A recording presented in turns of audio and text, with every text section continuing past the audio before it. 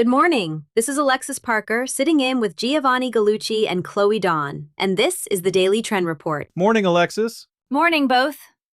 Alexis, you drove in with the windows down again. I could hear the guitar from Highland Avenue. Old Chicago habit. Loud rock and a warm dashboard travels a long way out here. Fitting because today it's live video, the optimizer shopper, and one content move about borrowing a crowd instead of buying one. Let's get into it.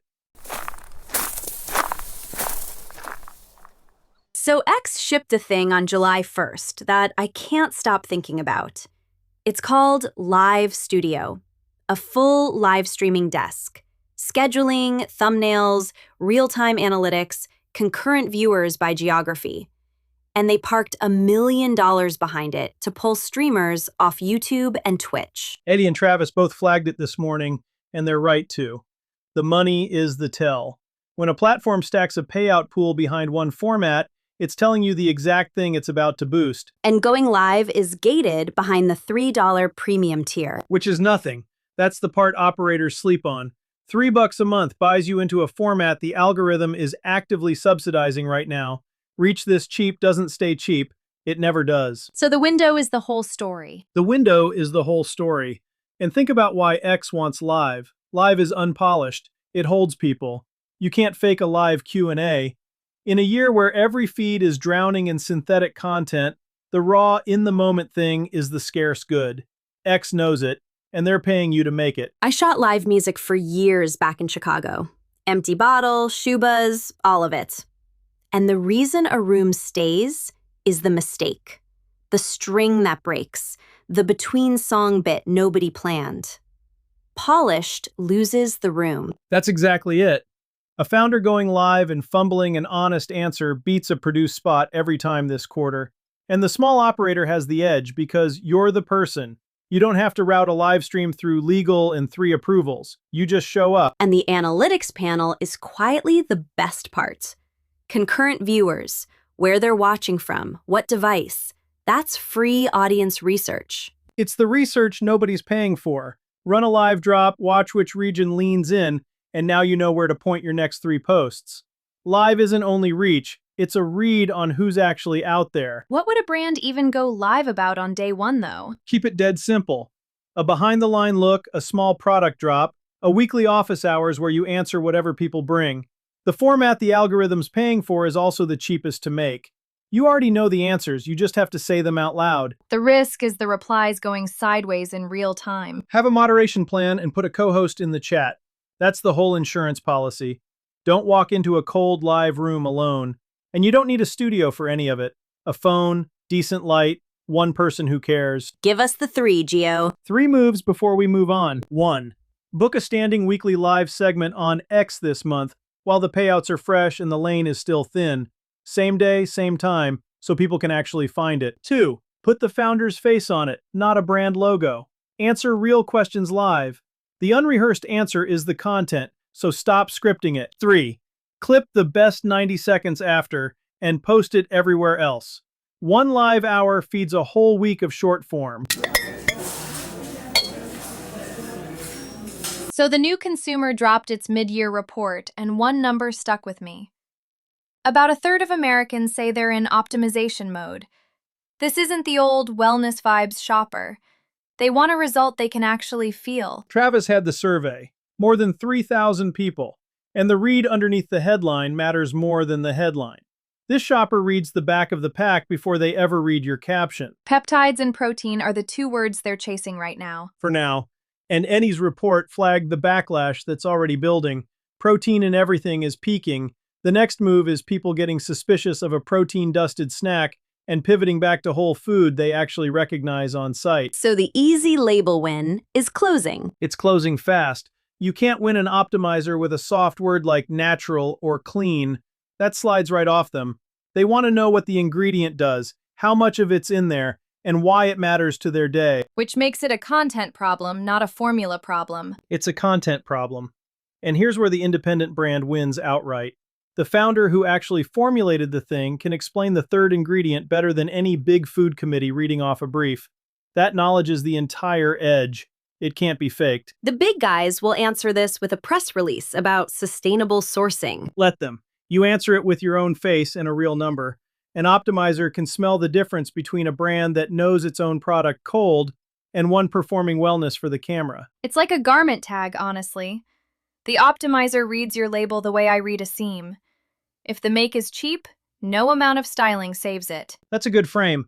And the whole food pivot is the opening most brands are about to miss. Everybody's dusting protein on a bar. Almost nobody's making the plain, boring case for a short list of things you can actually pronounce. So show the ingredient, not the claim. Show the before and after. Here's the 10-ingredient version everyone sells. Here's ours with 4. Put them side by side on camera and let the shopper do the math. That's a post that sells without a single adjective. Land us the 3, Gio. 3 things you can actually do today. 1. Lead your next post with the function and the number, not the mood. Say what it does in one plain sentence, then let the short ingredient list close the deal. 2. Put the founder on camera explaining why one specific ingredient is in there. That's a 30-second video a committee physically can't shoot honestly. 3. Go find the skeptical comment and answer it for real, on camera if you can. The optimizer trusts the brand willing to argue its own case in daylight. So this is the one I'd sit with today. 3 brands, 1 move, and one of them is a warning. Alexis, start with the honey. Mike's Hot Honey. July 1st, they launched Drizzle the Mikes, a real short film, a Brooklyn pizzeria, scored by James Poyser from The Roots.